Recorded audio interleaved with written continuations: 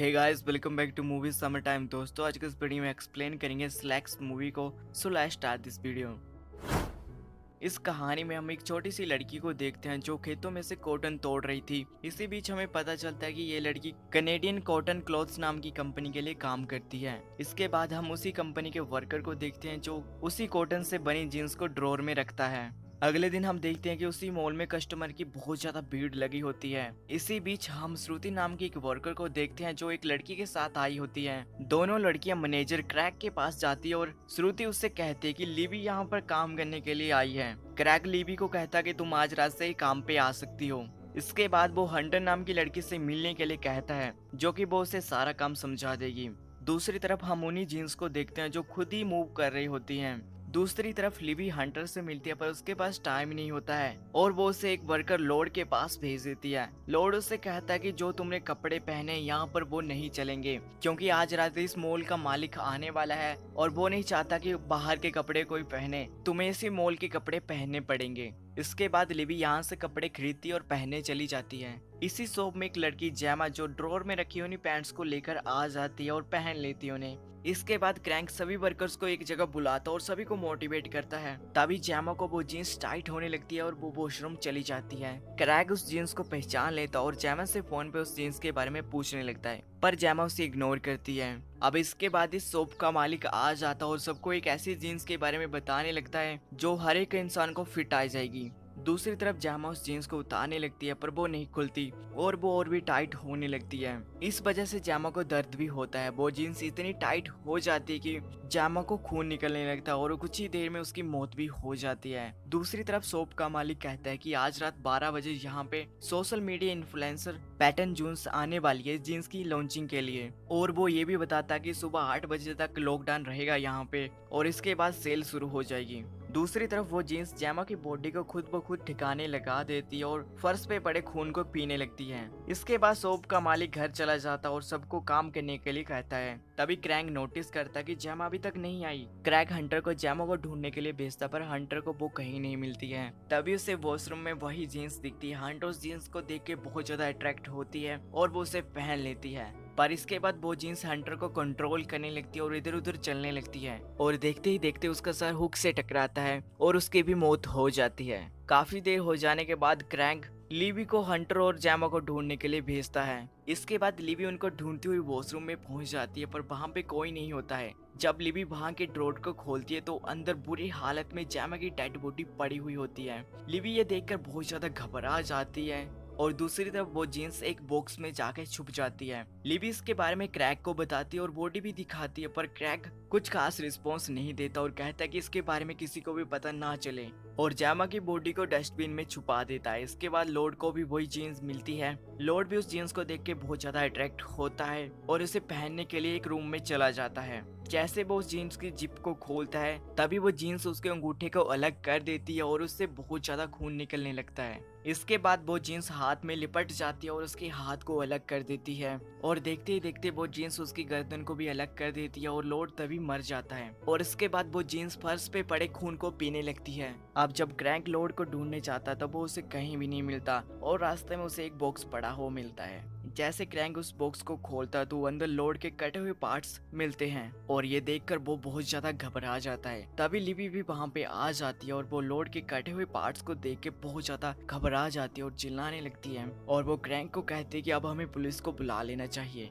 पर क्रैंक उसे मना करता है और चालाकी से लिबी के सर पे अटैक करता है और वो वहीं पे बेहोश हो जाती है।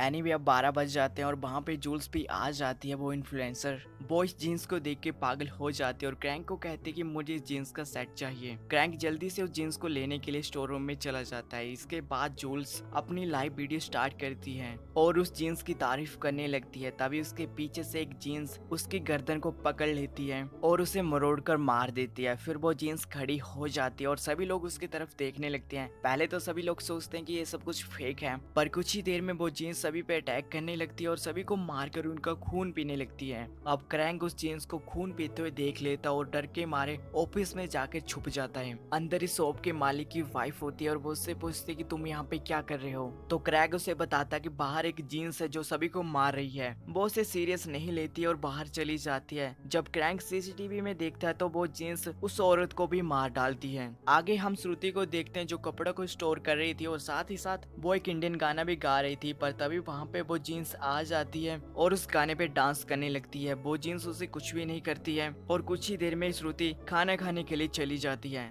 दूसरी तरफ हम लिवी को देखते हैं जो किसी तरह से स्टोर रूम से बाहर आ जाती है और वहाँ पे उसे उस इन्फ्लुएंसर का कैमरा मिलता है जिससे उसे पता चलता है कि वो सारे मर्डर उसी जीन्स ने किए हैं। इसी बीच हम उस जीन्स को देखते हैं जो एक डमी को होस्ट बना लेती है और माथे पे खून का टीका लगा लेती है। इसके बाद लिवी श्रुति के पास जाती है और सबके मरने का वीडियो दिखाती है। वो दोनों बहुत ज्यादा डर जाती है और यहाँ से भागने लगती है, पर गेट लॉक होता है। तभी क्रैंक उन्हें कॉल करके अपने ऑफिस में आने के लिए कहता है। इसके बाद वो दोनों जल्दी से भागकर ऑफिस में आ जाती हैं। यहाँ पे लिवी श्रुति को जीन्स की डांस की वीडियो दिखाती है। इसके बाद जीन्स उनके कमरे के बाहर आ जाती है और लिवी कहती है कि शायद ये इंडियन है। तभी उसने वो बिंदी लगा रखी थी। अब लिवी फोन पे वही इंडियन सॉन्ग चला देती है और वो जीन्स डांस करने लगती है और उन्हें पता चल जाता है कि ये इंडियन है। इसके बाद वो हिंदी में उससे पूछने लगती है कि तुम कौन हो, कहाँ से आई हो। तो वो डमी कटे हुए हाथ से दीवार पे कुछ लिखने लगती है। तभी हमें पता चलता है कि ये वही लड़की है जो कॉटन तोड़ रही थी खेतों में से और उसका नाम कीरत था और वो सिर्फ 13 साल की थी। एक दिन जब वो कॉटन लेके जा रही थी तभी उसका दुपट्टा मशीन में फंस जाता है और वो मशीन के अंदर गिर जाती है जिसकी वजह से उसकी मौत हो जाती है वहीं पे ही। लिवी ये सुनकर क्रैक पे बहुत ज्यादा गुस्सा होती है और कहती है कि तुम ऐसा कैसे कर सकते हो, एक छोटी सी लड़की से कैसे काम ले सकते हो तुम। फिर वो पूछती है कि तुम्हें क्या चाहिए, तो वो कहती है कि मुझे कीरत का इंसाफ चाहिए। इसके बाद लिवी और श्रुति कैमरा लेकर डमी के पास जाते और उससे कहते कि हम तुम्हारी कहानी पूरी दुनिया के सामने लाएंगे। पर तभी वहाँ पे क्रैग आ जाता और डमी पे स्प्रे मार देता है और वो जीन्स डमी से उतरकर वहाँ से भाग जाती है और लिवी क्रैंक पे बहुत ज्यादा गुस्सा करती है कि तुम ऐसा कैसे कर सकते हो। और तभी वहाँ पे लाइट भी चली जाती है। क्रैंक बहुत ज्यादा डर जाता और भागकर ऑफिस में जाके छुप जाता है। इसके बाद लिवी और श्रुति उस जीन्स को ढूंढने लगती है और वो देखती है कि और भी बहुत सारी जीन्स है जो चल फिर रही है और कोने पे पड़ी बहुत सारी डेड बॉडी से खून पी रही होती है। इसके बाद वो दोनों वहाँ से भागने लगती है, पर तभी क्रैंक उन्हें अंदर से लॉक कर देता है और कहता कि पहले तुम मुझे वो कैमरा दो फिर मैं तुम्हें छोड़ दूंगा। पर वो कैमरा नहीं देती और अंदर की तरफ चली जाती हैं। पीछे पीछे क्रैंक भी अंदर आ जाता है। वो दोनों अलग अलग जगह छुप जाती हैं पर क्रैंक वहाँ भी आ जाता है। तभी श्रुति उसके सामने आ जाती है और उसके सामने कैमरा फेंक देती है, पर क्रैंक चाकू निकालता है और उसे मार डालता है। वो कैमरा चेक करता है पर उसके अंदर मेमोरी कार्ड ही नहीं होता है, यानी वो मेमोरी कार्ड लिवी के पास था। अब लिवी जब यहाँ से निकलने की कोशिश करती है पर तभी क्रैंक पीछे से आकर उसे पकड़ लेता है और उसका गला दबाने लगता है। क्रैंक उससे मेमोरी कार्ड के बारे में पूछता है पर लिवी कहती है कि मेरे पास वो मेमोरी कार्ड नहीं है और क्रैंक उसे बेहोश कर देता है। पर तभी उसके सामने बहुत सारी जीन्स आ जाती हैं और वो क्रैंक पे अटैक कर देती हैं और उसका सारा का सारा मांस खा जाती हैं और बचता तो सिर्फ उसका कंकाल। लेकिन वो जीन्स लिवी को कुछ नहीं करती हैं। फिर वो वहाँ से भागकर मेन हॉल में आ जाती है जहाँ वो कीरत वाली जीन्स से मिलती है और वो उसे समझाने की कोशिश करती है पर वो नहीं मानती है। तभी हम देखते हैं कि सुबह के 8 बज चुके हैं और शॉप के बाहर बहुत सारे कस्टमर आ गए हैं। टाइम पूरा होने पर मॉल का गेट खुद ब खुद खुलने लगता है, पर लिवी गेट को बंद करने की कोशिश करते हैं पर बाहर लोग इतने ज्यादा होते हैं कि धक्का मारकर अंदर आ जाते हैं और लिवी का सर जमीन से जोर से टकराता है और तभी उसकी भी मौत हो जाती है। इसके बाद वो सभी जीन्स सभी लोगों को मार डालती है और हमें यहाँ पे पता चलता है कि वो मेमोरी कार्ड लिवी के हाथ में ही था और इसी के साथ इस मूवी का एंड हो जाता है।